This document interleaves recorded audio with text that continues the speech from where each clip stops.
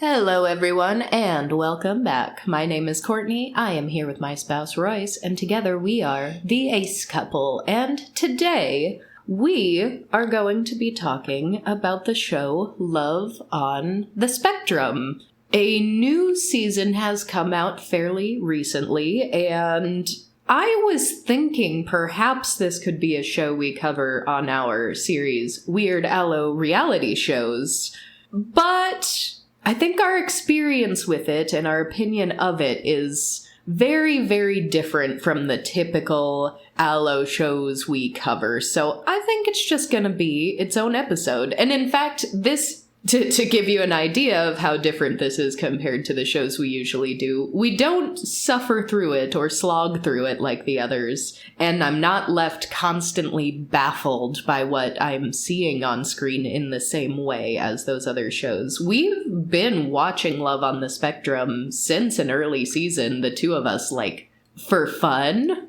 So that's already a vast difference from the Love Islands of the world and the MILF Manors of the world. Yeah, I don't remember exactly how this came on your radar or when you pulled it up the first time, but it originated as an Australian TV series that ran for 2 seasons before coming over to having an American production that just finished its 3rd season pretty recently. Yes, and I don't recall if we've seen both seasons of the Australian one, but I know we at least watched one. It came on my radar because a friend recommended it to me. The friend who tends to say that they've always been a bit spectrum-y. the undiagnosed friend who still knows. Recommended it to us, said that it was great and wonderful, awesome to see, and so we checked it out of curiosity. And my opinion of it has also, I think, gotten more positive over time. It was always enjoyable enough and got me thinking enough that it was worth watching. But I think at least in the Australian season we watched, maybe the first season of the US one, there were just a couple things here and there where I'm like, I don't know how I feel about that portrayal. But I think I've refined my opinions of it over time, and it has gotten generally more positive the more I think about it. So the series, both editions of it, it's the same concept, follows a relatively small group of people who are all on the autism spectrum as they try to date. And usually this is assisted by some form of relationship coach, sometimes not exclusively. We also see a lot of the people who are on the show, interacting with their close friends or close family to kind of go over and prepare things for dates and set expectations and some of that. So you see a bit of their private lives beforehand, and then the dates themselves go forth. And particularly in some of the early episodes, we were complaining about the advice that the relationship coaches or family members were giving sometimes. Yeah. And my memory of season 3 that just came out is obviously very fresh because we just watched it. So most of the personal, specific instances I'll be able to quote are from there. So I don't remember specific instances from early on. But I think maybe in the Australian version there was perhaps a dating coach that we didn't love. And there's the fascinating thing is, I tend to love all the main cast members, but they all have very different family dynamics, and sometimes I'm left just really upset at their family, and sometimes their family's great and wonderful and supportive, so that's definitely a mixed bag.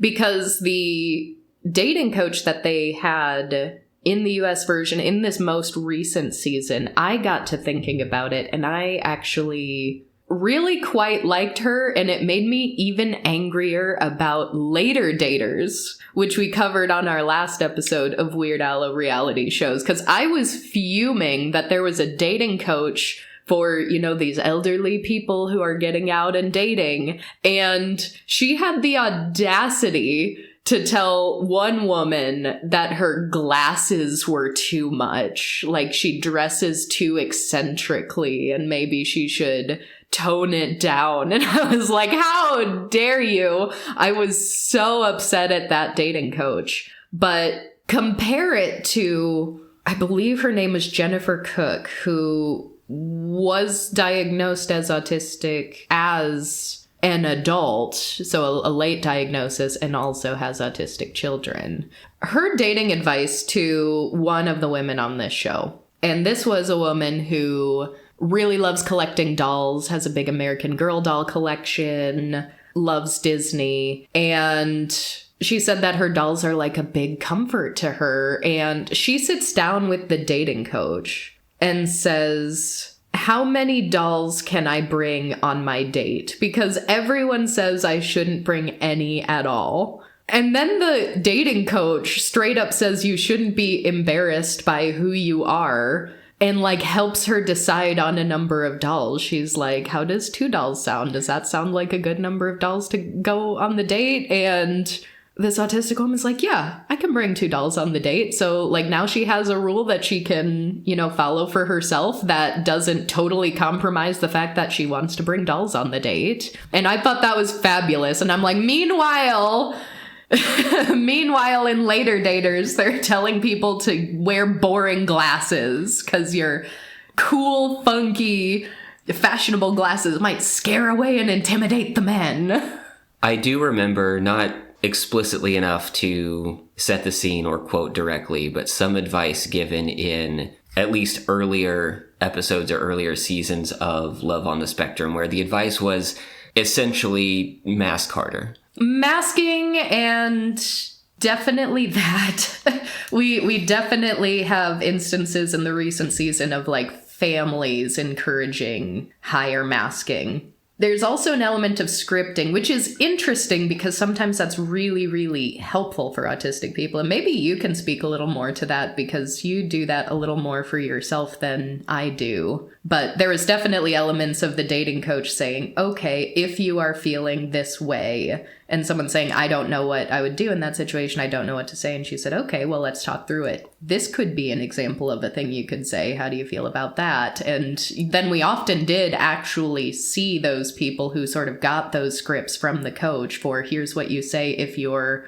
not feeling the date. Here's what you say if you want a second date, kind of a thing. Then we'd often hear them relay that verbatim in one of their dates after they sort of got that script. There were also some cases of people who seemed to come to the date with a pre-scripted series of questions to sort of break the ice, and would just rapid fire run through those to get things started. Watching this show was interesting because I am not on the same area of the spectrum as I think a lot of the people we saw. Like you mentioned, the woman with the doll collection. I've never been a collector. I've never had a lot of like material comfort items. When it comes to scripting, I don't think I do that rigidly, but the way that my mind works, I do find myself thinking through scenarios, like possible scenarios ahead of time. And so I might end up in a situation or a bit of conversation that I have already thought through previously, just by happenstance. Like my mind already went to this topic beforehand,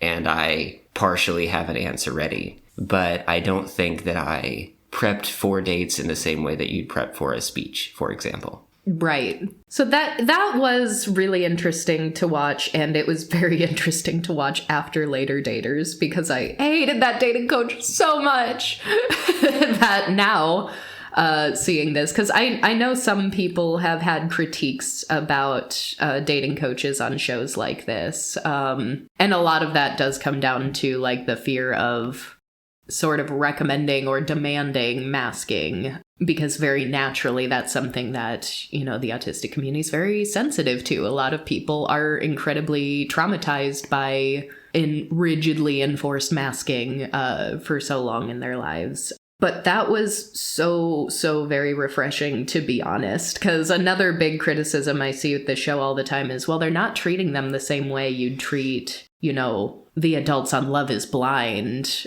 But that was one, like, kind of apples to apples comparisons. Like, no, I've seen dating coaches on other shows for holistic daters who, quite honestly, I think have gotten worse advice in those situations. Yeah. So that was fascinating. I think there are also, I think, a lot of cases on traditional dating shows, Love is Blind, where people could have used a little more advice on how to communicate effectively. Well, the thing is, too, dating itself in our society is often very unnatural, and even amongst allistic people, even amongst allosexual people, like, it is very scripted. And a lot of that comes down to a lot of the societal normativities we talk about a lot of the time, like chrononormativity. Like, what is the age you should start dating? What is the age people think you should be married by and settled down? Like, there are sort of these sometimes spoken, sometimes unspoken rules of society about here's how you date, and here's the escalation of relationships. Here's how you start courting. Here's how you start dating.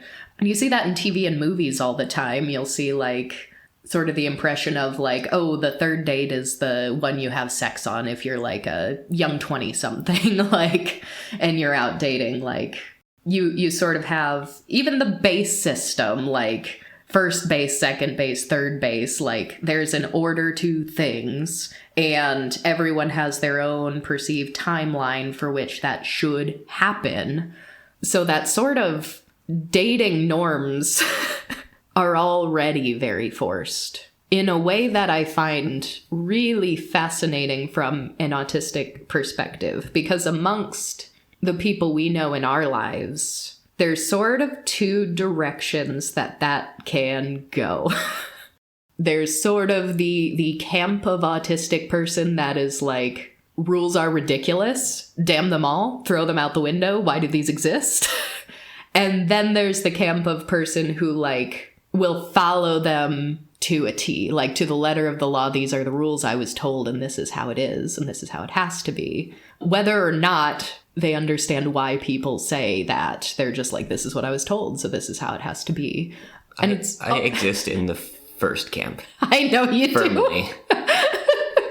And actually, in the latest season, there was something I was very confused about that I had to do a little research on, because I just mentioned the base system, so now this is on my mind, which I've always thought was ridiculous anyway. But there was a scene where one of the autistic men was talking to his family, like his mom and his brother. And they mentioned the tier system being 15 tiers. And I was like, what is this? What is the 15 tiers? I was terrified, because then they were also saying, like, definitely can't do tier 15. But apparently that's actually a reference from a cartoon. What was it? Like Adventure Time, I think? Yeah, apparently that's a joke on Adventure Time, which I have not watched. So that made, like, a little more sense to me. I was like, okay, that's a joke from a show. That's a reference from something else. But when I just, like, Googled, like, 15 tier system, I got so disappointed, because even if it's coming from a joke, the conversations that sprout around it is just like, this is how people are brought up to think about dating, that there is an order to things and there's an escalation of things. And I saw people talking about what the human version of the 15 tiers is, because apparently in Adventure Time, they're discussing this in the context of, like, dating a non-human person, and they're like, oh, this is the tier where you touch her horn for the first time, and things like that. So people have actually, as a result of this cartoon non-human joke, they're like, here is what the human version of the 15 tiers is. Hugging, kissing, making out, neck kissing, massages, playful fighting, boob play, playing with downstairs.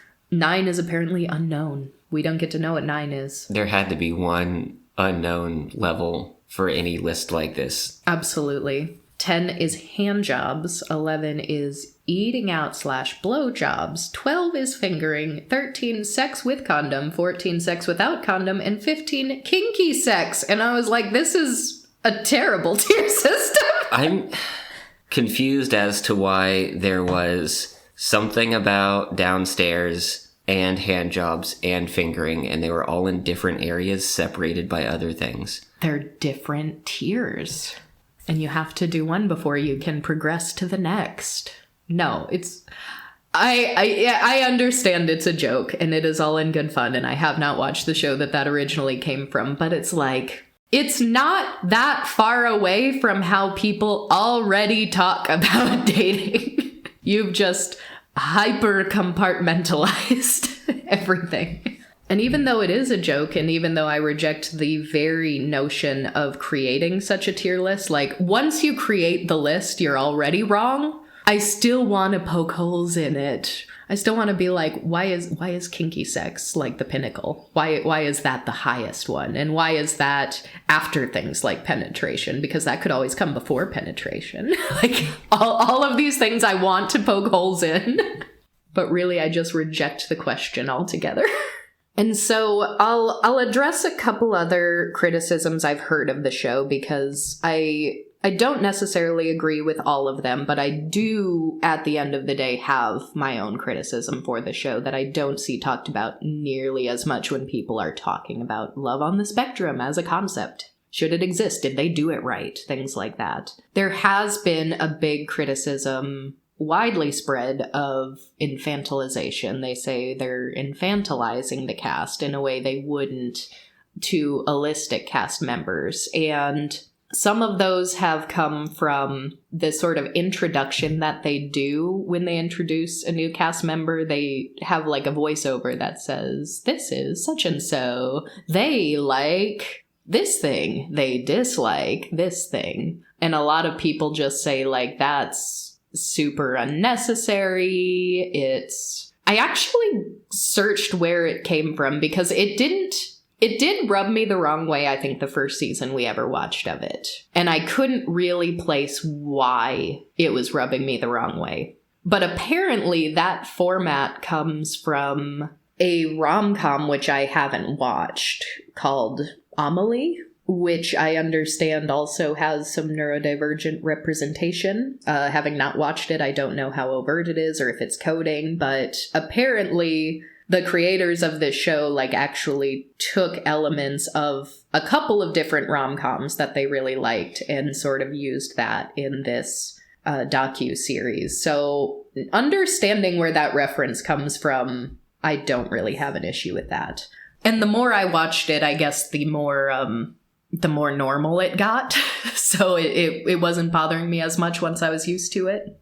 And then people will say, oh, there's very, like, cutesy music, almost childish music that they put over it, and that's not the kind of soundtracks you'd hear on other reality shows. Honestly, I like it better. I mean, I don't love the soundtrack on Love is Blind. Are you kidding me?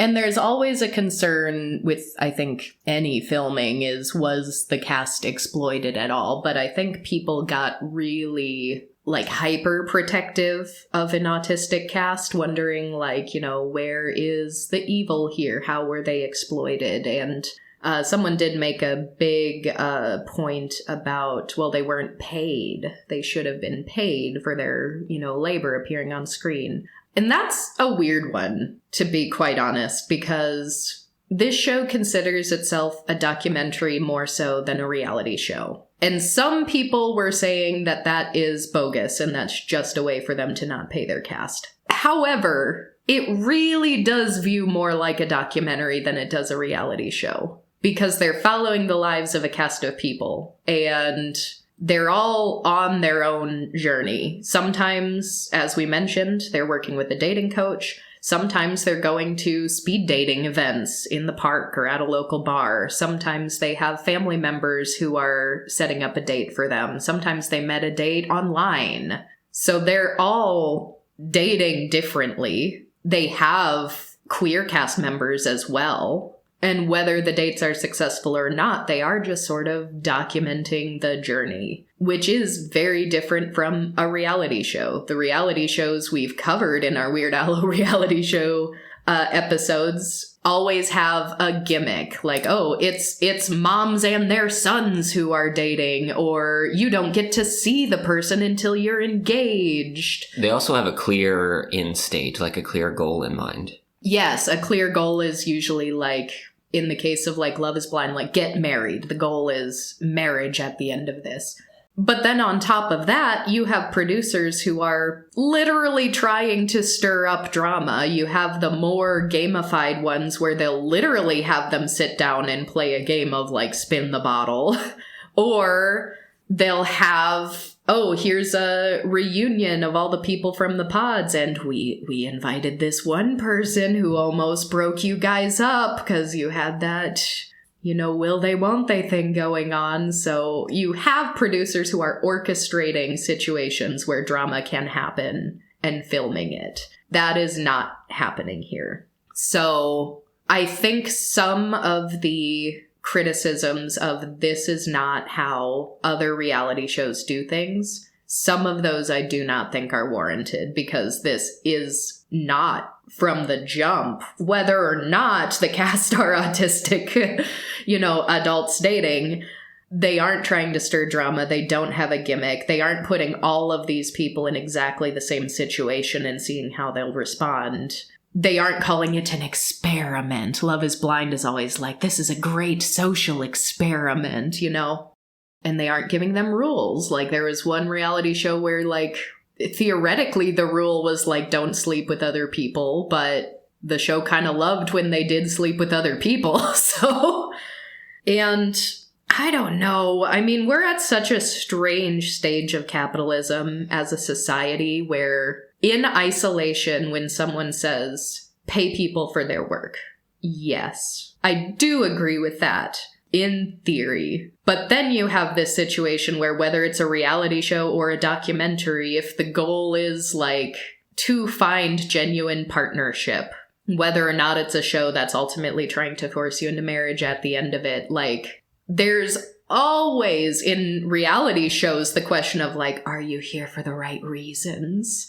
And producers even use that as a source of drama if someone's questioning, like, I don't know if they're here to find love or if they're just here for fame and money. Like, that's always a question in the back of the mind of not only every reality show contestant, but every viewer who's watching it. So do we really, like, genuinely want to add money as a complication on what is essentially an autistic dating documentary for, like, what about the dates that they bring on? Do we want to be questioning, like, are these dates actually here for this person, or are they just getting paid for it? Do we want to add that extra layer of complication? Or do we want to just believe that, love can exist even if it's filmed? So there's no good answer for it, because the waters have already been so muddied by every show that has come before it, whether they have similarities or not, that it's like, if someone says they should be paid, I want to say, yeah, they should. But if someone else says, no, we don't want them in this for the money, we want them to actually be more authentic and money could corrupt that, I'm also going to say, yeah, you're right. There's no good answer.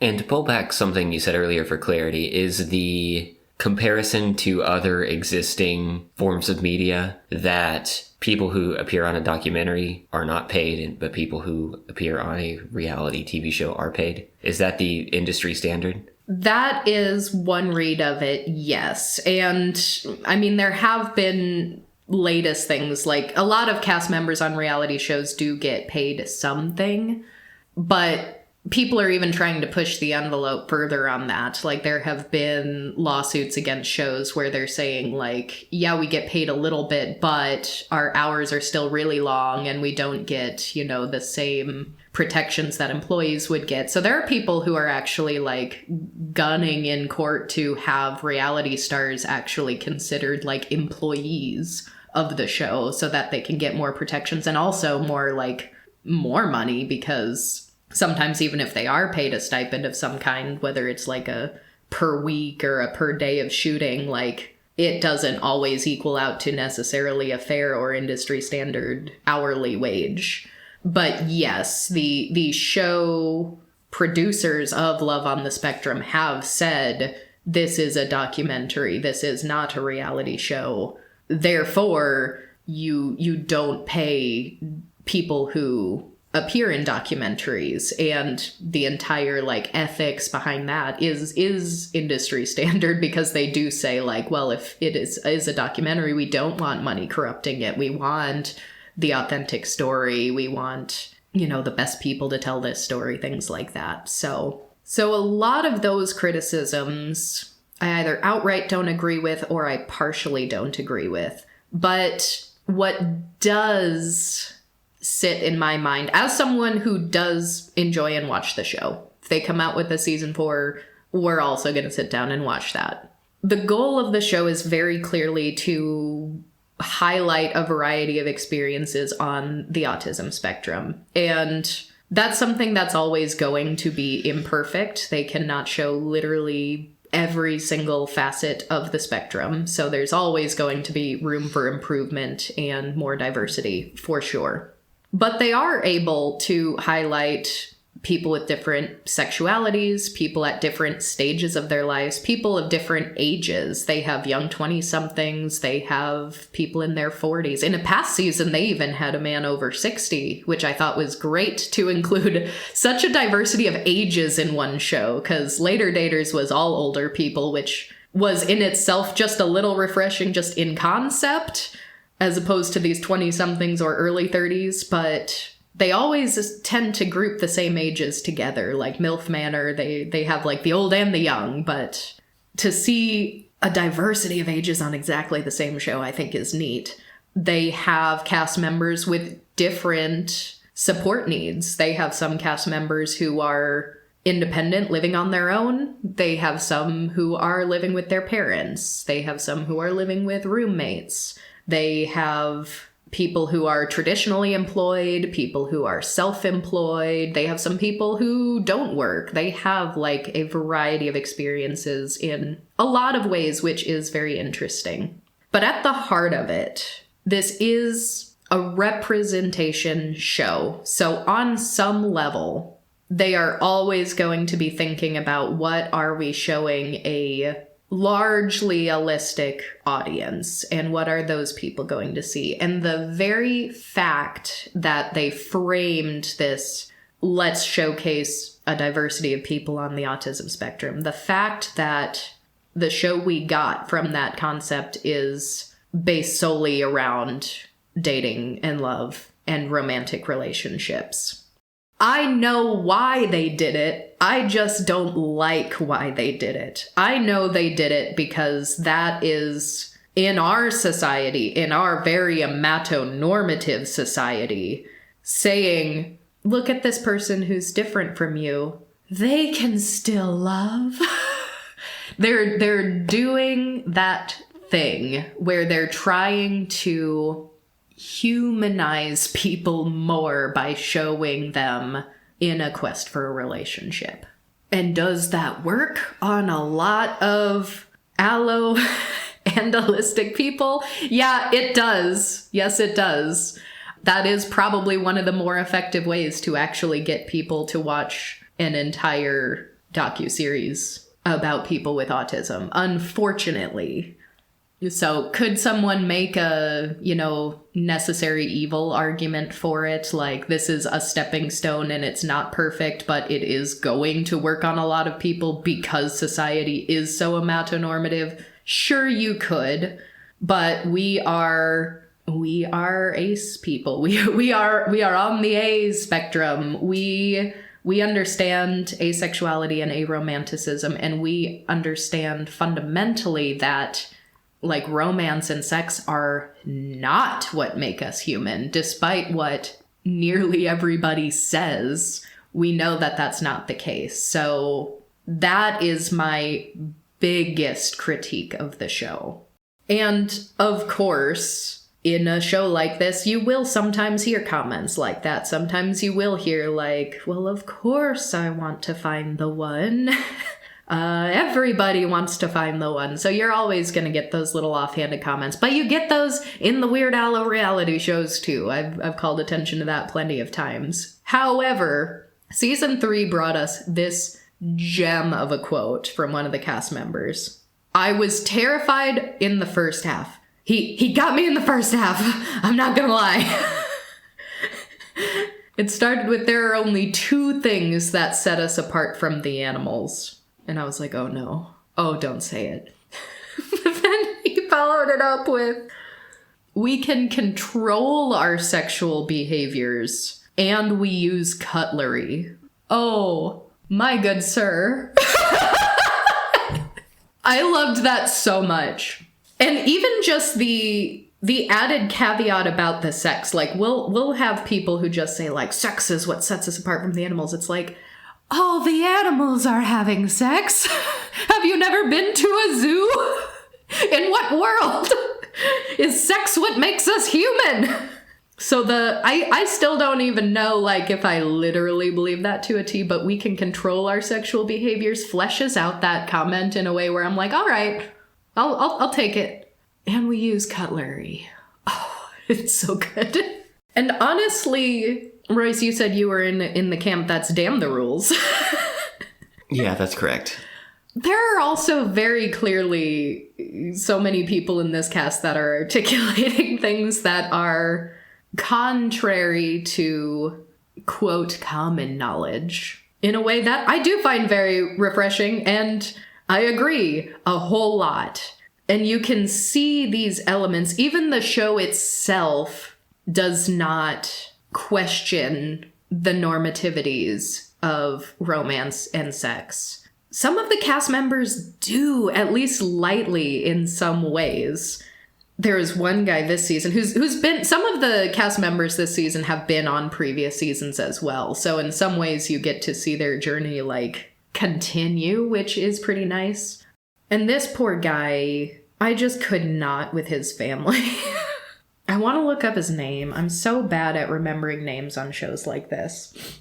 I believe you're thinking of James Jones. James, yes. I love all of James's little quips, and I wish he had a family around him who would actually like engage in these conversations he's trying to start, because so many of the things he'll say in conversation are just fundamentally coming from a place of questioning societal norms in a way that is incredibly relatable, to me at least. Like his dad who will say, oh, remember, happy wife, happy life. And he'll be like, why would you say that? You could change it to happy spouse, happy house, and you'd still be saying the same thing, but that's more correct.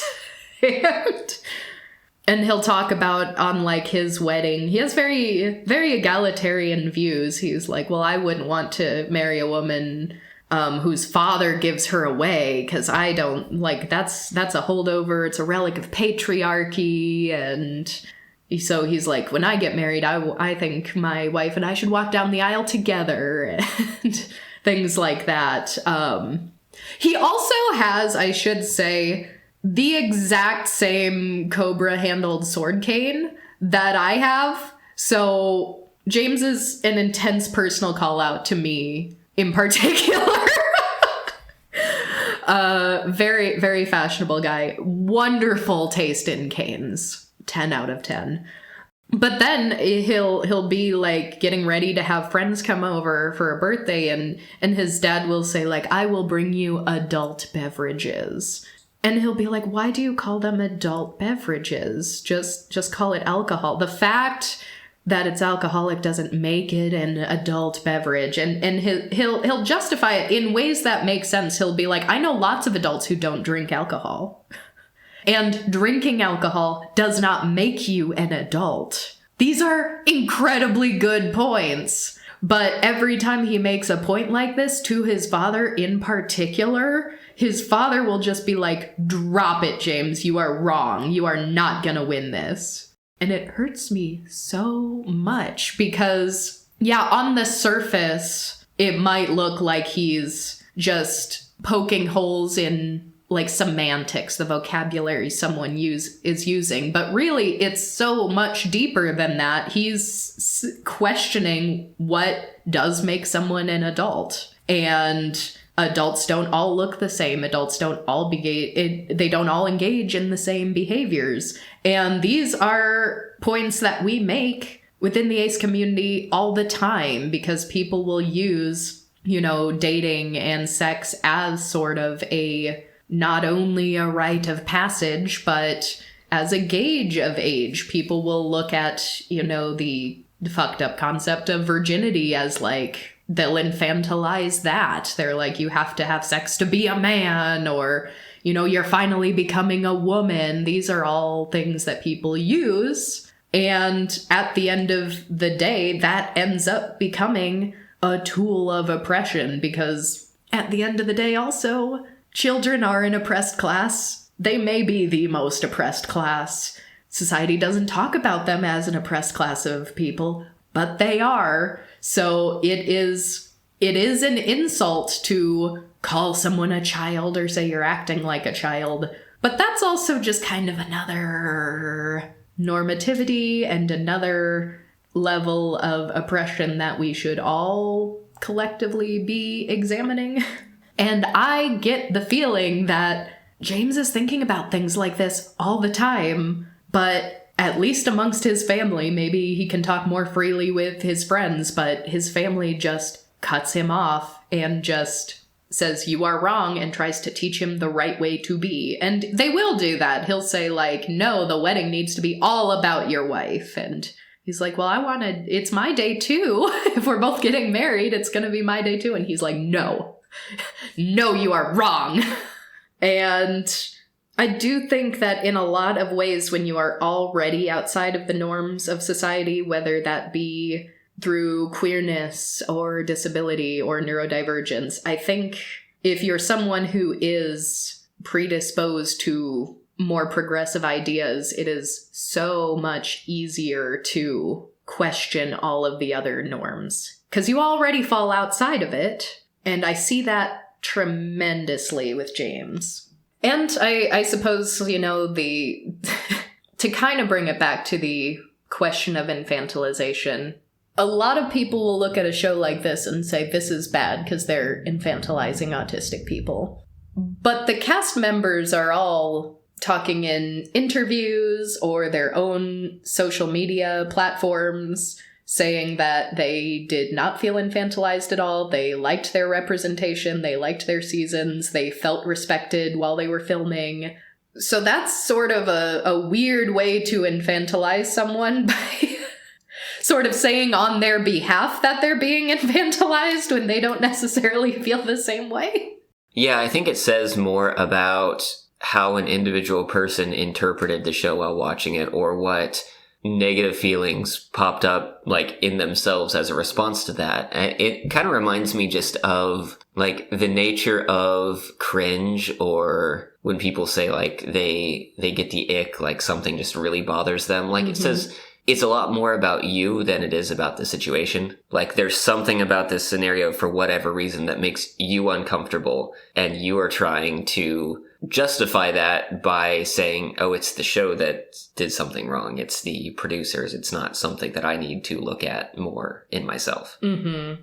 And at least for people who are also on the spectrum watching this, some of that could just be because we internally have been told this is not the way you're supposed to act in front of people. Mm-hmm. And I guess that goes for neurotypical people as well. I think that a lot of people in general, neurotypical people included, are sort of shamed out of their childhood interests. Oh, absolutely. And they might not admit to that because they justify it as, well, this is just what you do when you grow up. But that doesn't mean that change is real or justified, or that it needs to happen.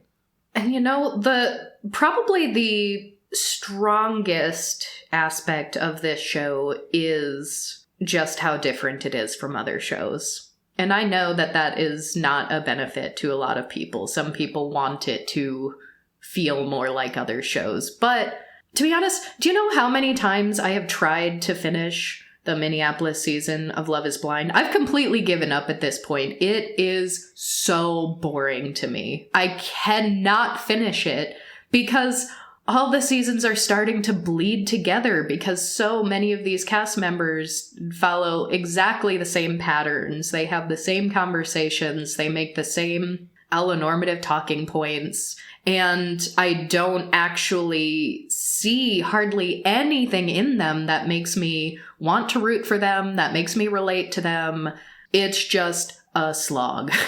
But we watch this show and we have these conversations about social norms and from our perspective as two people who were not diagnosed with autism as kids, we fully met each other, got married, and then after a couple years of marriage started learning more about autism and going, oh, wait, that sounds an awfully lot like us.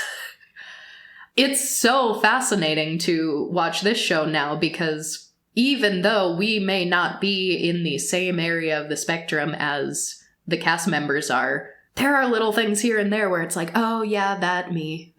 Yeah, I do that. Yep, that's relatable. And so a lot of people will also say, well, this show is just for, you know, an holistic viewpoint. This is just for non-autistic people to watch these autistic castmates.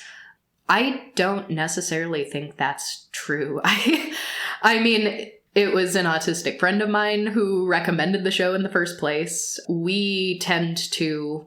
I don't even necessarily think we learn new things by watching it, but it certainly fosters much deeper conversation between the two of us once the episode is over than any of the Weird Hollow reality shows that we've watched. Because, for example, something I imagine is very weird for neurotypical people watching it is just how fast some of the relationships seem to move. On the very successful dates, even if it's a very successful first date, it is not uncommon for the two of them to start talking about, like, what would our wedding look like? Should we get married here? On, like, the first date, which normally from, you know, a neurotypical standpoint, it's like, don't talk about marriage. You're gonna scare them away if you move too quickly. We had instances of relationships where maybe the second date they're saying the L word, they're saying I love you, and it's only the second time they've ever met in person. Or in the case of one of the relationships, actually the woman we already mentioned with the American Girl doll, she had a very, very successful date and a very successful second date, and they kissed on that second date. All right, that alone is probably, you know, that's what people would call a quote normal timeline.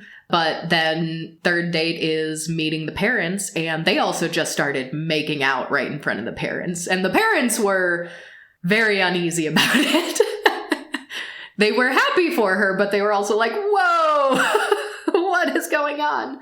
And then they are, you know, saying I love you already. And that had us talking about, like, so autistic relationships, they can be really strong really fast, huh? That kind of sounds like us. And that actually ended up turning into a broader conversation about neurodivergence and queerness, because we have had lesbian friends tell us that we are better lesbians than them because we U-hauled harder. Yeah, there's been this whole conversation that has happened a few times about just the identifying aspects of different queer groups. And I think the first time that this came on our radar was occasionally hearing some people say that they've never met a bisexual person who could sit in a chair properly. And it's like, no, that is a neurodivergent trait. But then thinking back on it, there's the whole if not straight must be gay sort of thing, where anything that is clearly not what's seen as a sort of not even just a straight attribute, but a status quo attribute, like a masculine man, feminine woman sort of archetype. Must be queer. Well, in this instance, you know, early binary thinking must be gay explicitly. Mm-hmm. And so there are a lot of things like the gay hand. The relaxed wrist, like arm out hand sort of flopping sort of thing, which is all over like the autism areas of TikTok or Twitter. The T-Rex hands, right. The floppy hands. But like, yeah, think about it. Like that was a visual cue that was culturally associated with gay men in particular. Like you'll see TV shows or cartoons where like the gay character has the gay hand, like and usually like the gay accent too, and you'll probably like I picture him saying like sister like while doing the floppy hand. And then you learn, like, well, that's a very common, like, autism posture. Yeah, and so the thought was how many of these other little visual or social cues that are associated with an orientation or something like that actually have some kind of roots in neurodivergence, knowing that there is a statistically significant correlation. Like, there are more people who are queer who are also neurodivergent than there are that are, heteronormative. Yes, amongst the neurodivergent population, like, if you separate the neurodivergent from the neurotypicals, the percentage of queerness in the neurodivergent population is higher. There are many studies that say this. And I hate that sometimes it's still controversial to say that because a lot of queer people also still want to be like, well, we don't want to inherently be associated with a neurodivergence or a disability. These are issues we've talked about a lot in the past. But it is true, and it should honestly be celebrated. That is a great thing. I also think that there's this is speculation, no studies have been done at this point, but I also think there's a very logical reason for that, in that we said earlier, there's a whole neurodivergent approach to social views that's like, fuck the expectations, I'm going to be the person that I am. Yes. And it might just be that there are a significantly higher percentage of queer people in the world, and it's harder for neurotypical people to break away from those societal expectations. So you're saying it's the neurotypical ones who are masking the queerness? But yeah, we the further we rode that train of thought, it's like, yeah, we've got the gay hand, we've got the bisexual chair sitting, we've got the lesbian U-hauling. I can equate all of these to neurodivergence. Oops. The one thing I don't think we have is a neurodivergent body piercing, but I would like to propose that we create one, because you've got like the gay ear, right? The ear piercing. We talked about that. Who knows which ear it's supposed to be? Who knows which ear it's supposed to be anymore? But yeah, if we've got a gay ear piercing, I think we need a... Although I've got a lot of neurodivergent friends who are heavily pierced, so maybe it's more of a quantity than a placement. Yeah, I think that there are some facial piercings that seem to be correlated with the idea of a non-binary person. Different group, but... The non-binary nose piercing. Because, yeah, and as I have made the case before, the attempt to distance the intersectional nature of a lot of these conversations, the attempt of the queer community to distance from neurodivergence, the attempt of, the asexual community to try to distance from disabilities. A lot of those are a fear for a perceived lack of humanity. The queer community might say, we're already fighting for our humanity. We're already fighting for our rights and to be seen, dare I say, as valid. But that fundamentally reinforces the fact that, well, neurodivergence or disability does diminish one's perceived humanity. And that's not good. We should all be standing together and say you are all equally human, regardless of what any of your identities are or how many of them you have that may be intersectional. So it does at least make me very glad that they do have queer members of the cast, and that you do see people going on. In this recent season, we had a bisexual woman who said that she's currently more interested in dating women, and she went on her first date with a woman and had her first kiss with a woman, so you get to see that. And I'm glad that the show did not shy away from queerness, because that would have been a glaring hole if they have an entire cast, multiple seasons of autistic people and they're all straight. No, that's not how that works. Although, putting a pin in that, I'm going to bring this back around to asexuality and aromanticism. On that date, and I loved her, and I loved them, and I loved their date, she has the Loves Trains brand of autism in a way that was so infectious, she almost had me loving trains. But she said something offhandedly that I have seen misinterpreted in conversations about this show after the season. She said something about, like, being diagnosed with Asperger's, and then she said very validly, but we don't say Asperger anymore because of the Nazi. Beautiful, perfectly said. I know exactly what you're talking about. However, there were some neurotypical audience members who do not actually know the history of that word, and oh, I see where this is going. They were saying, like, some people, it's funny when people try to explain this, like, oh, for any of you who didn't understand this comment, and then they say something wrong as an explainer, they chalked it up to Elon Musk, and they're like, because Elon Musk has Asperger's, so now we don't say that word. It's like, you're correct in the sense that Elon Musk is a Nazi. Yeah. You are incorrect which Nazi we're talking about when we say Asperger's.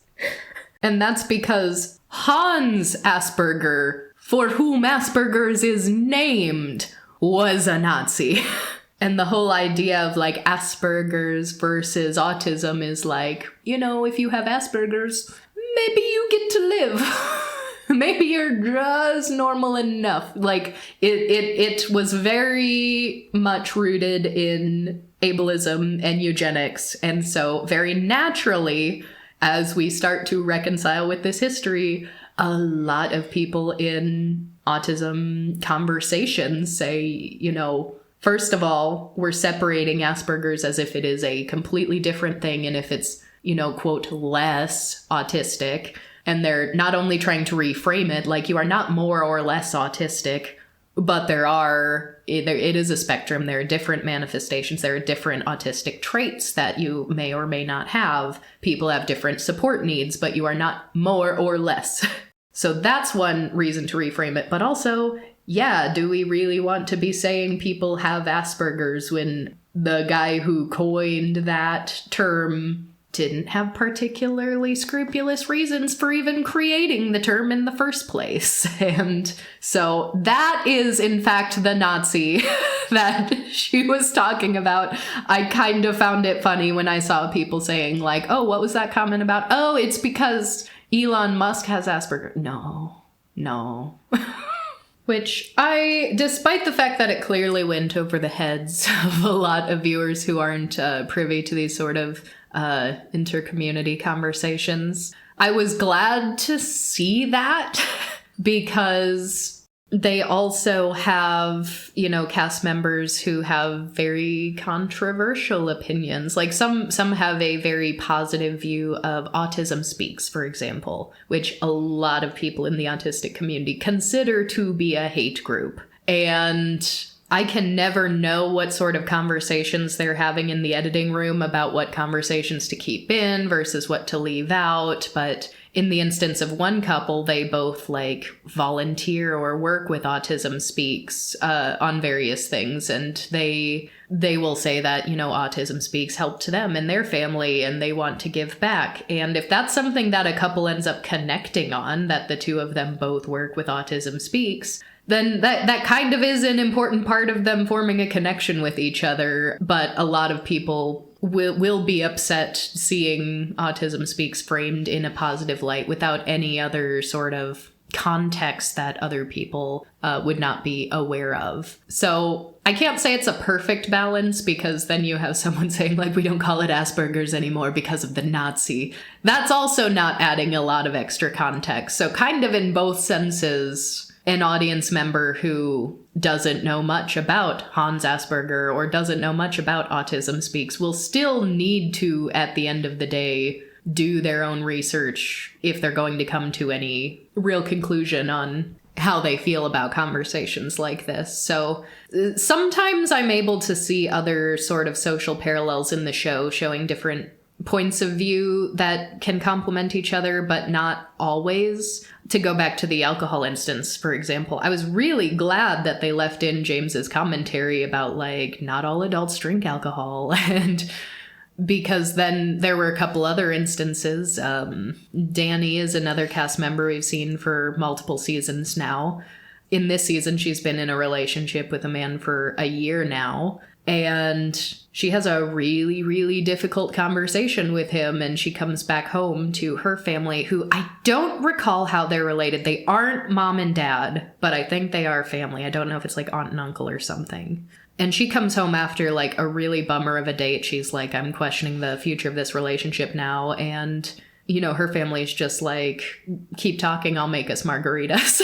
And just like makes margaritas and like hands it to her, which is like, that's a very specific type of alcohol culture. Like, someone has a bad day, you're like, I'll get you a drink, you know? So you have that, which, you know, is the quote more societal norm about it. So, but then you have a couple who have been together 3 years, and they're on their 3-year anniversary, and they're going to a wine tasting, and neither of them likes the wine.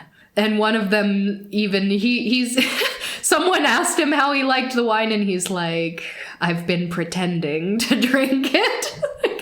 He was just putting the glass up to his mouth and wasn't even drinking it. So it was really fascinating to see, here's the couple that don't actually like alcohol, but are either trying to drink it anyway, or at least pretending to try to drink it. Well, they were pretending specifically for like cheers and photo ops and things like that. Like, there was a social reason to have a glass in hand and be participating. Mm-hmm. And then we have Danny, who's like, man, I had a rough date, I need a margarita. And then we have James, who does drink clearly, but he's like, it's not that deep. It's not that big of a deal. It's just another type of beverage and has nothing to do with adulthood. So I like that sometimes you're able to see a theme across multiple stories. However, to take it back to Danny's story, she is with a man named Adon, and I have very complex feelings about their relationship trajectory this season. And it's made even more complex by the fact that they're really the only couple this season who have had any type of conversation about sex. And therefore, this is the one story we get about that. So we don't really have the same diversity of opinions or experiences that we might get with other aspects of a relationship in a show like this. And essentially, she and Adon seem to have a great relationship. They've been together a year. They seem very happy. However, Danny wants a sexual relationship, and Adon does not. Adon never uses the word asexual, nor do I know whether or not that word would mean anything to him if it were presented to him as an option.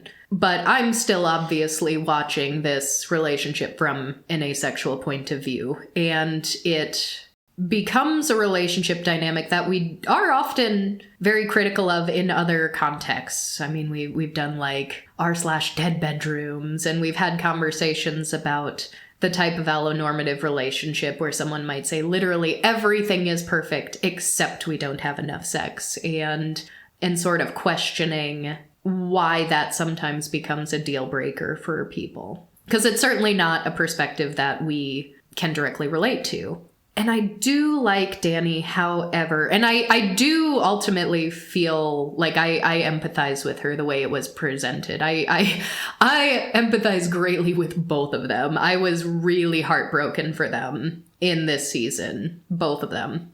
But they ultimately end up walking away and breaking up.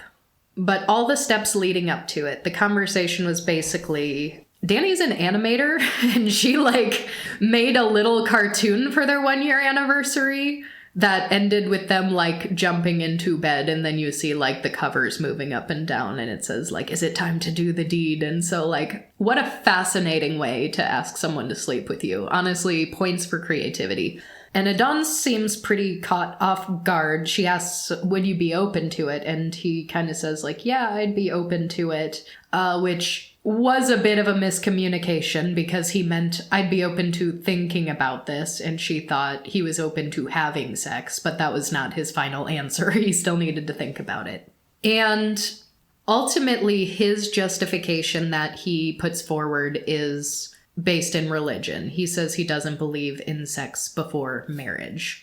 And that's always a tricky balancing act to talk about when talking about asexuality, because people are very quick to say asexuality isn't celibacy, asexuality isn't for religious reasons. Sometimes asexuality is dismissed as not a valid sexual orientation because people will say, oh, you just have religious trauma and that's something you need to get over. But, I mean, I don't want to totally dismiss the possibility that this is just, you know, the second camp of autistic person who takes the rules and is like, these are the rules and this is how it must be. Because that could always be a facet of it. I don't know Adon personally. But he does seem very uncomfortable with things that are physical, even outside of sexual activity. Like, there's a moment when Danny tries to, like, kiss his ear, and he's, like, not having it. He's like, nope.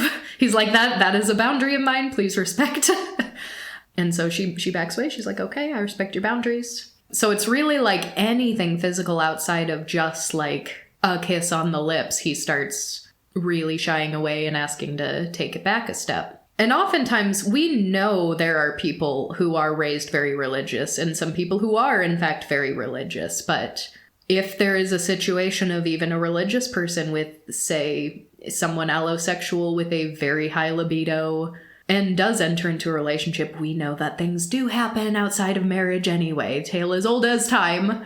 We know that just because someone holds a religious belief doesn't necessarily mean that they're going to stick to that, to the letter of the law. And I'm less interested in, like, I certainly don't want to analyze, like, could Adon actually be asexual? That's not the point of this conversation at all. But I do think it's very, very telling in the way they talk about sex, the two of them, just the language they use. Because Danny will use phrases that we often heavily criticize, that many people in society will say. She'll, for example, use the word intimacy as a stand-in for sex. When she says intimacy, she means to have sex with. And we often talk about how that's not the only kind of intimacy.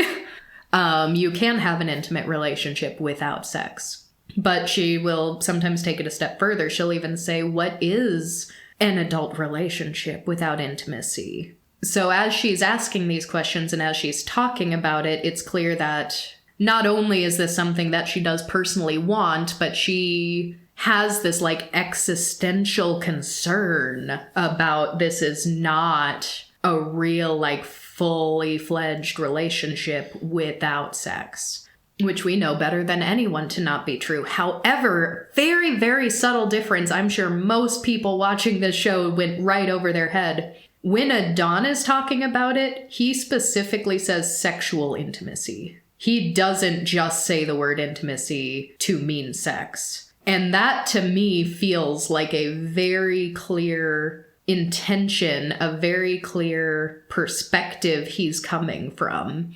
It's a very subtle way of telling me that he does believe that intimacy can exist separated from sex. Now, whether or not that means he truly does want sex after marriage, or if he never does, these are questions we don't know about him, but we know he's still fundamentally thinking about a romantic relationship from a different perspective than what she is.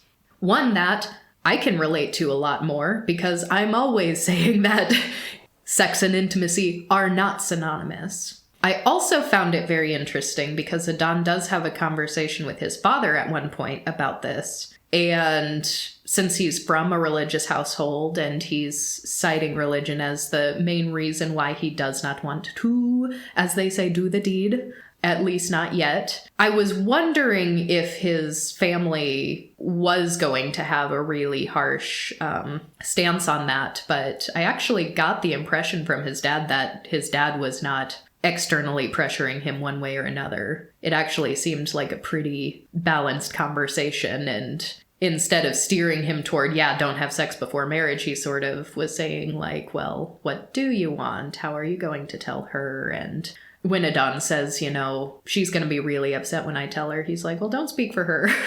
You two have to have this conversation yourself. So it was, to me, at least what was shown on camera, an internal desire more than anything to wait until marriage than external from the family.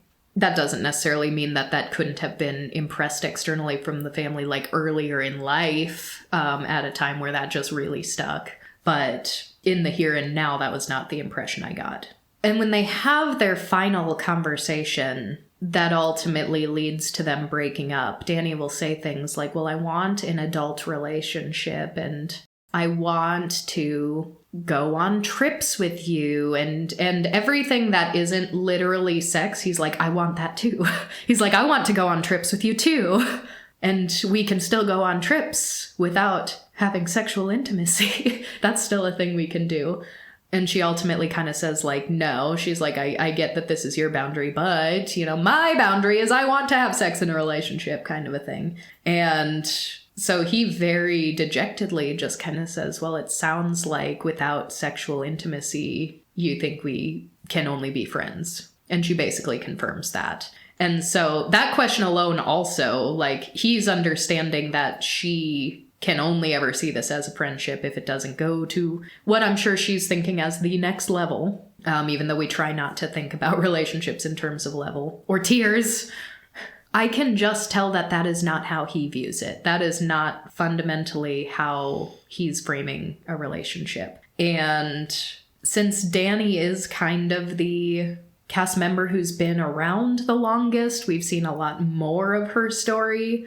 It's weird to call someone like a main character in a documentary like this, because Adon is very much an equal cast member in this season in isolation, but we've seen a lot more of Danny over time. It does kind of concern me just perspective-wise, considering the show is already coming from a point of relationships, romantic relationships, dating, long-term relationships in some cases, often with the eventual end goal of marriage for a lot of these folks. I don't think what they did was bad, because you saw them both completely devastated, and you saw them both sort of alone with their feelings after this conversation. It wasn't that they just exclusively focused on Danny. But we know that sex in relationships is the societal norm. People who don't have sex in relationships or don't want sex in relationships are the weird ones. And so my concern is that the average viewer will empathize a lot more with Danny. And the comments of, what is a relationship without intimacy, and the overall framing of the show also being very, monogamous as well. They might show queer relationships, but they're all showing people who are monogamously minded. It really never strays too far outside of the ordinary.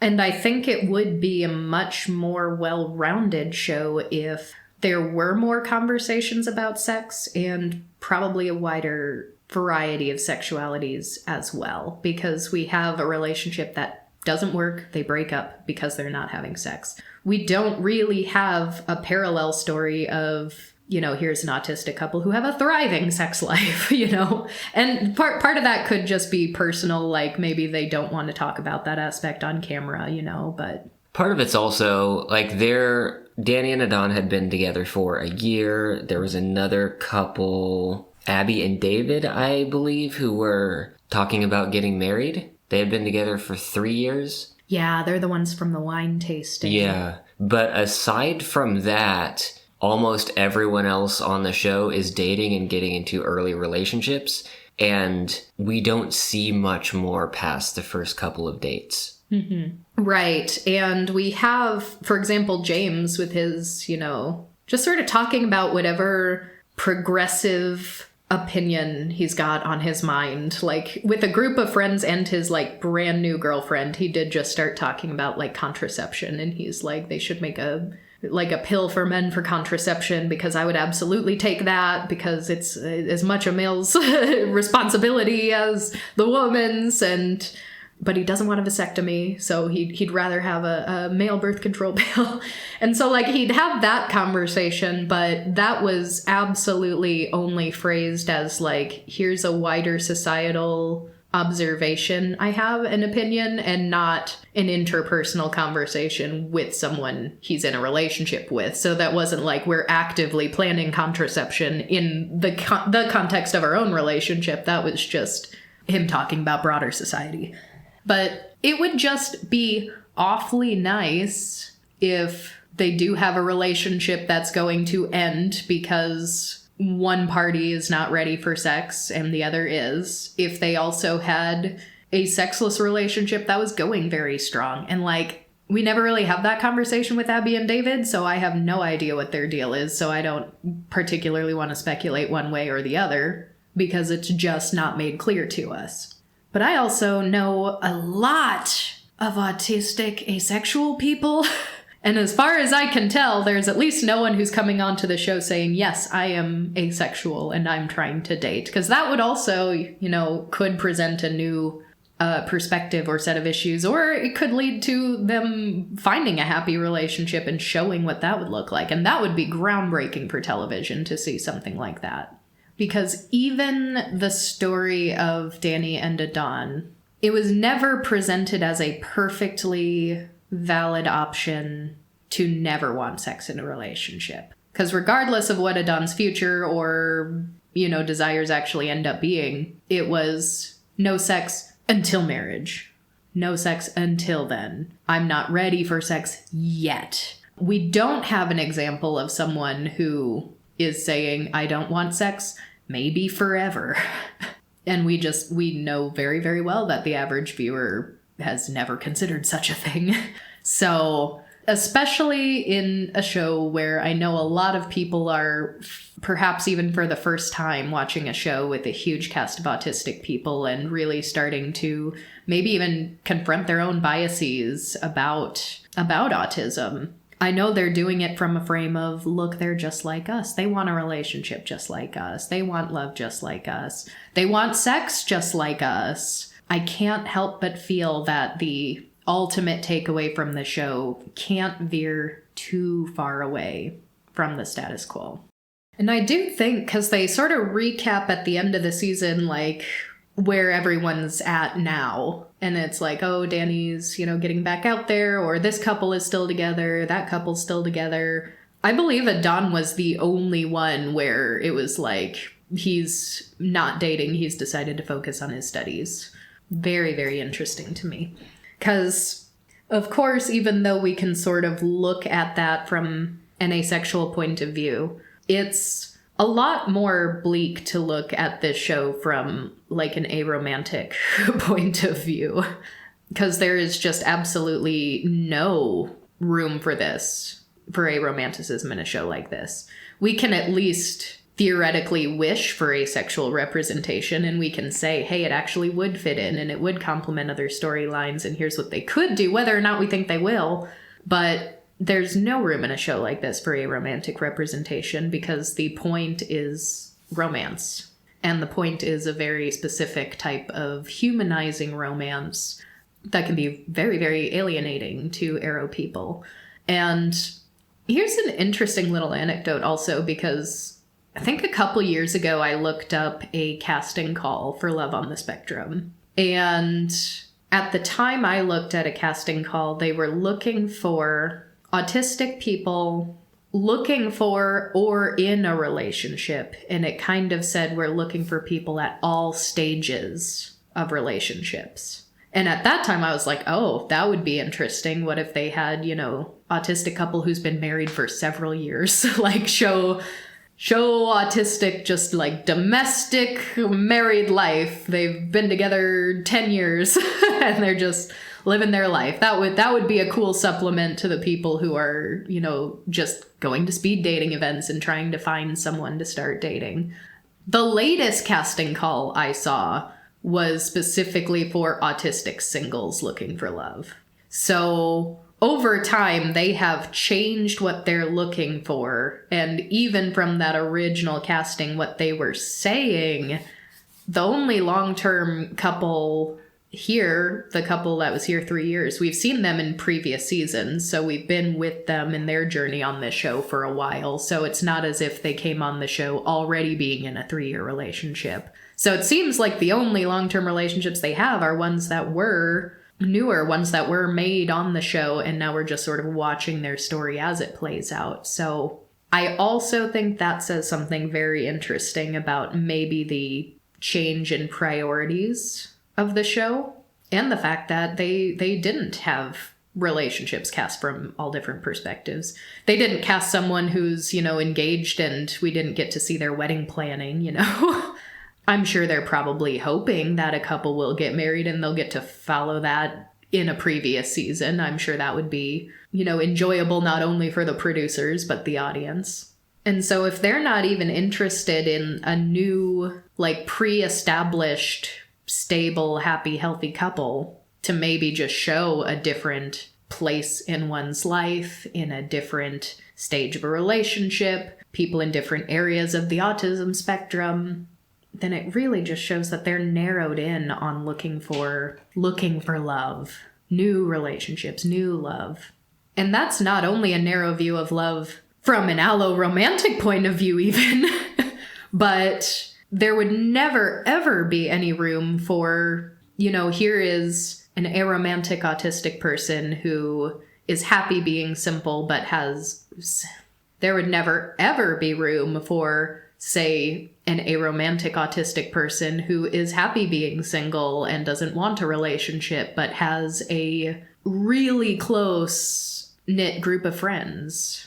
We don't even get to see any autistic people raising children. The coach is autistic and has autistic children, so we know those people exist, but we don't see that. We don't see that on the show. So it is still a narrow and normative view, and that is my biggest critique of it. But at the same time, it does just make me happy in a way that other shows about love and dating don't. Other shows about love and dating make me miserable. They make me cranky. And I couldn't even finish the latest season of Love is Blind. I heard there's a new Love is Blind Sweden coming out, though. So I will be watching that one, but that will be the last one. No more Love is Blind unless I can also get my Swedish language practice in. But I do come away really rooting for these people. And even Danny, who I will absolutely critique the way she talks about intimacy and the way she views romantic relationships as being synonymous with sexual ones. Those things I can critique, but I still started crying when she got off that phone call breaking up with Adon and she just burst into tears.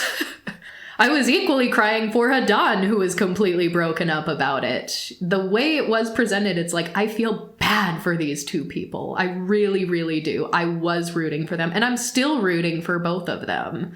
I hope Adon gets whatever type of relationship he wants, and I hope Danny can have the sexual relationship of her dreams. I really do. And I just don't feel that way about other couples on other shows. I really don't. So, and what's the name of the two women, the one who loves trains? Perry and Tina, I love them. I love them so much. And I was rooting for them so hard. Perry was like, I want to have my first kiss with a girl. That's what I want. I'm like, I hope you get that, baby. I am rooting for you. I want you to have that first kiss. And then they have their first kiss. They have a couple of lovely dates. And she's also, because she loves trains so much, and she'll, her train system is called the T where she lives. And so she'll tell people, have a T-rific day. And as she's just totally Twitter-pated with this new woman, she's like, do you think she'll ride the T with me? And I'm sitting here and I'm like, if I don't get to see these two ride the T together, I will riot. I want that for them so bad. And then in the little after thing, where are they all today? They're still together. And it did show footage of them getting on the T together. And I was like, yes, she did it.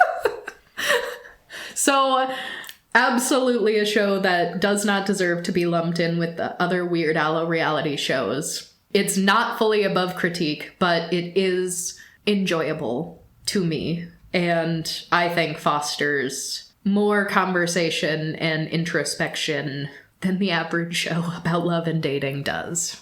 So on that note, I have the perfect marketplace vendor to feature for today's topic, and that is queer autistic things. A queer autistic store by a non-binary, multiracial, black, neurodivergent, DID plural system on the ACE and ARO spectrums. There are all sorts of very cool designs here that you can get in a variety of things, like you can get stickers, get it on a t-shirt. Of course, for us, we got the design that says Autistic Ace in purple with some little flower flourishes. But you've got all sorts of pride colors. You've got aromantic pride colors. You've got, rainbow colors. And then you've got trans colors as well. You've got designs that say trans in Ace. You've got a lot of the infinity symbol, which certainly the more progressive side of the autistic community has adopted, especially in lieu of the Autism Speaks puzzle piece. And for those of you listeners who are not autistic, not everything here is about neurodivergence. They have just some straight pride design, so they've got a little something for everyone too. They have Arrow Ace, they have demisexual, they have Ace space designs with a UFO. And even an Ace and disabled sticker. I don't think I've seen that one yet. I might need to get that one too, to be perfectly honest. So definitely check them out. Links to queer autistic things will be in the show notes on our website, as well as the description on YouTube. So as always, thank you so much for being here, and we will talk to you all next time. Goodbye!